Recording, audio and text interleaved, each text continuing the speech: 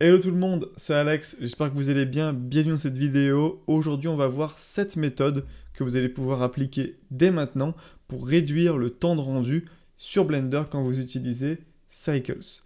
Donc vous allez voir, il y a pas mal de choses super intéressantes qui prennent 2 petites secondes à faire et qui vont vous permettre d'énormément réduire le temps de rendu. Donc c'est parti.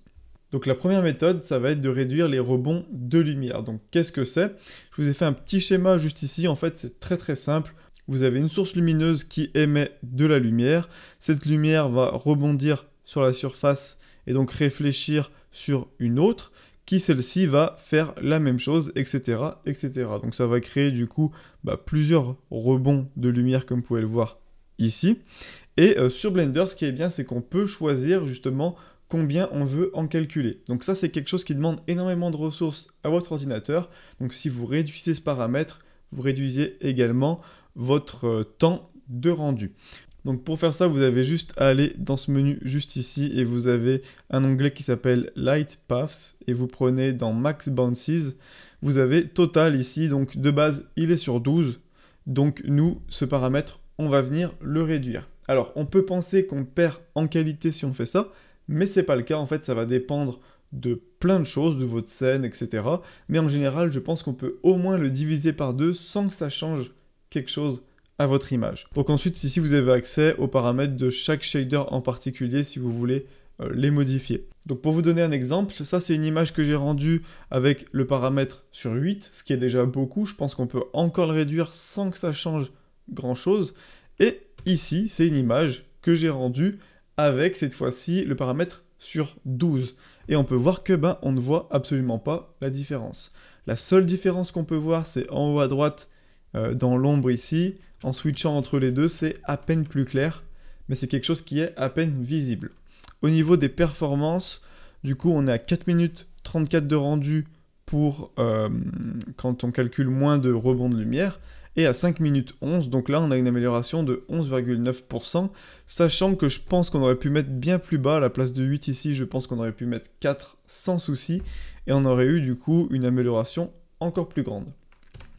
Ensuite, la deuxième méthode, ça va être d'utiliser sa carte graphique, donc ça c'est quelque chose que j'ai déjà expliqué, je vous mettrai le lien de la vidéo en question dans la description, mais le fait d'utiliser une carte graphique plutôt que son processeur augmente énormément les performances.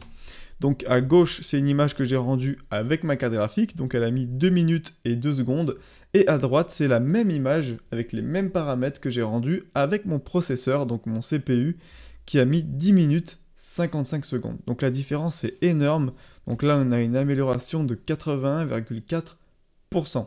Donc bien sûr, ces chiffres vont dépendre de plein de choses, donc par exemple de l'ordinateur que vous utilisez, de votre carte graphique, de votre processeur.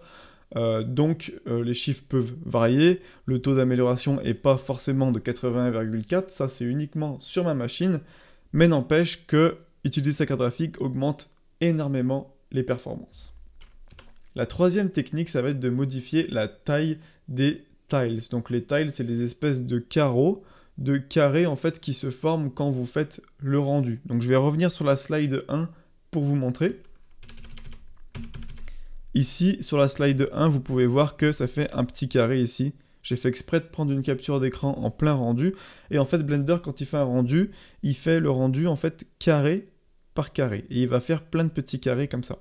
Et donc, la taille de ces petits carrés, justement, va pouvoir être modifiée dans Blender. Donc pour ça, vous allez dans cet onglet, vous allez dans l'onglet Performance, vous cliquez sur l'onglet Tiles, et là, vous avez la taille de ces carreaux. Donc par défaut, c'est 64 pixels par 64 pixels. Si vous utilisez votre processeur pour faire le rendu, il vaut mieux réduire justement la taille de ces carrés. Et si vous les réduisez trop, par contre, ça risque de diminuer les performances. Donc le but, ça va être de tester, parce que ça dépend de votre machine, ça dépend de plein de choses, ça va être de tester justement quels paramètres fonctionnent le mieux pour vous. Donc comme je vous l'ai dit, si vous avez un processeur qui fait le rendu, il vaut mieux avoir des carrés plus petits, et si vous avez une carte graphique qui fait le rendu, il vaut mieux avoir une taille de carré plus grande. Donc ce que je vous conseille vraiment de faire, ça va être de tester par vous-même, en mettant des valeurs plus élevées, si vous avez une carte graphique, ou des valeurs plus faibles si vous avez un processeur, et de voir quelle est la taille où vous avez la meilleure performance, tout simplement. Donc la quatrième étape, ça va être de réduire les samples. Donc sur Blender, quand on fait un rendu, on a souvent du bruit, donc du grain en fait sur l'image, et pour retirer ça, ce qu'on fait, c'est qu'on augmente le sampling. Donc sur Blender, vous avez un paramètre qui s'appelle le sampling, et dans la partie render ici, donc viewport, ça concerne que la vue 3D. Sur render, ici, ce qu'on fait, c'est qu'on augmente ce paramètre, donc Blender va calculer plus longtemps sur notre image, mais du coup, ça va enlever ce bruit. Le problème, c'est que du coup, ça augmente votre temps de rendu. Donc ce qu'il faut faire, c'est ne pas mettre une valeur trop élevée ici, parce qu'il y a beaucoup de gens qui pensent que plus ils vont mettre une grosse valeur, plus ils auront une qualité d'image incroyable, donc ils vont mettre par exemple ici 5000, même 10 000, etc. Alors que ça sert à rien, puisqu'il y a un point où ça ne change plus rien à la qualité de votre image. Donc du coup, j'ai fait le test, j'ai fait un rendu avec 512 samples et un rendu avec 2000 samples. Si on regarde les deux images de près et qu'on zoome dessus, on ne verra absolument pas la différence. Alors, si on regarde vraiment de manière ultra précise dans le coin un petit peu plus sombre par là de l'image et qu'on regarde vraiment, on peut distinguer légèrement du bruit, mais c'est vraiment dur à distinguer sur cette image. En tout cas, la différence de temps de rendu est énorme. On passe de 1 minute 4 secondes à 4 minutes 11 secondes. Donc ça ne sert à rien de mettre une valeur trop élevée ici. Vous allez perdre énormément de temps. Si vous avez une animation à faire avec plus de 1000 images à rendre, ça vaut le coup de faire le test et de trouver du coup le meilleur paramètre à mettre ici pour gagner le maximum de secondes ou même de minutes sur chacune des images. Donc ce qui vient se compléter à ça, c'est la cinquième méthode, celle d'utiliser le denoising. Donc comme son nom l'indique, c'est quelque chose qui va venir enlever le bruit après avoir fait un rendu sur Blender. Donc j'ai déjà fait une vidéo sur ce sujet, je vous mets le lien également en description si vous voulez plus de détails. En fait, on va rajouter un node dans le compositeur, le node qui s'appelle denoise. On va venir le relier et en fait Blender va générer votre image. Donc il va y avoir forcément du bruit, des grains dessus.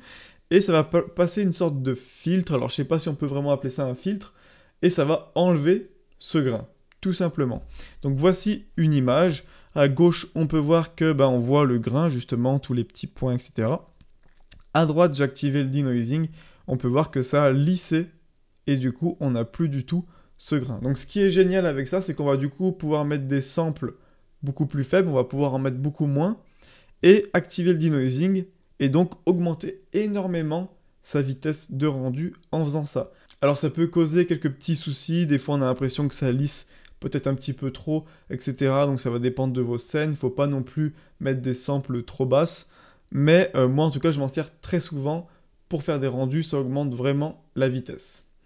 Donc la sixième méthode, ça va être d'enlever les caustiques. Donc je vais vous lire vite fait la définition Wikipédia pour bien que vous compreniez ce que c'est.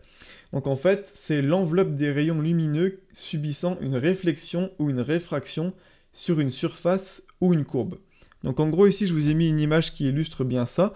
On a une sorte de verre, donc j'imagine que c'est un verre avec de l'eau dedans, et on a une source lumineuse, donc le soleil, qui vient envoyer de la lumière à l'intérieur, et ce qui ressort ici sur le sol, la projection de ces lumières qui sort en fait du matériau, et elle réfléchit sur le sol, ça fait cette espèce de forme ici. Et donc ça, c'est calculé sur Blender et ça prend énormément de ressources. Alors vous pouvez du coup, sur Blender, retirer cette option pour gagner du temps de rendu.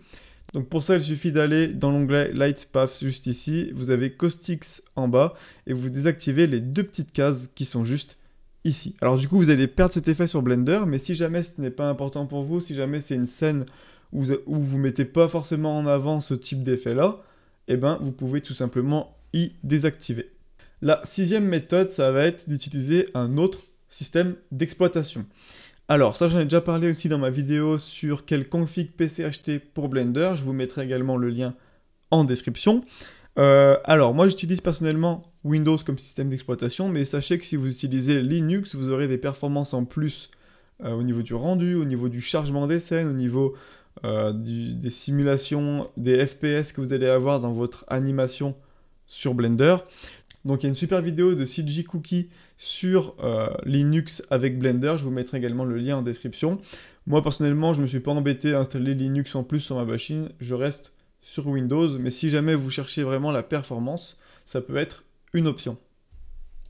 Et pour finir, la 7e méthode, Object Instancing, donc en français on dirait instanciation géométrique. Donc c'est le fait de cloner un objet, mais c'est différent de dupliquer un objet. Donc pour faire simple, pour vous expliquer, ici on a deux arbres. Au lieu d'avoir fait Shift plus D pour dupliquer mon arbre, j'ai fait Alt plus D. Donc en fait ça va cloner l'arbre, et la différence c'est que c'est comme s'il y avait un arbre qui était un peu miroir, c'est-à-dire qui utilisait les mêmes données objets que mon arbre de base. Donc en gros, si je modifie cet arbre, ça va également modifier celui-là. Et donc le fait de faire ça, ça va économiser des ressources dans Blender. Quand vous faites ça, que vous faites Alt plus D pour cloner un objet, quand vous cliquez ici dans ce paramètre et que vous allez là, vous voyez qu'il y a un petit 2 qui apparaît. Si vous le clonez une troisième fois, vous verrez que sur ce troisième arbre, vous aurez un petit 3 qui apparaît ici. Donc ça ressemble un petit peu à ce qu'on retrouve dans le menu des matériaux, quand on a plusieurs fois le même matériau dupliqué, etc. Et si on va cliquer sur ce chiffre, eh ben ça va les séparer comme si c'était une duplication classique. Du coup, ce que j'ai fait, c'est que j'ai dupliqué plein d'arbres pour faire comme si j'avais une forêt, et j'ai utilisé les deux méthodes. J'ai utilisé la duplication classique et j'ai utilisé l'instanciation géométrique. En utilisant la duplication classique, on peut voir que j'ai mis 1 minute 27 secondes pour faire le rendu, et quand j'ai utilisé l'instanciation géométrique, j'ai mis 1 minute et 12 secondes. Tout simplement. Donc si jamais vous faites une scène où vous avez plein de fois un objet complexe qui est dupliqué un peu partout, etc., utilisez la technique de l'instanciation géométrique, va vous faire gagner du temps de rendu. Donc voilà pour cette vidéo, j'espère qu'elle vous aura plu. N'hésitez pas à rejoindre la formation gratuite si jamais vous galérez un petit peu avec Blender, que vous comprenez pas tout. Je pense que ça peut énormément vous aider, c'est le premier lien en description. N'hésitez pas à liker, ça m'aide énormément pour la chaîne YouTube, et à poser des questions en commentaire, j'essaierai de vous répondre. Donc voilà, c'était Alex, et je vous dis à bientôt dans une prochaine vidéo. Ciao tout le monde!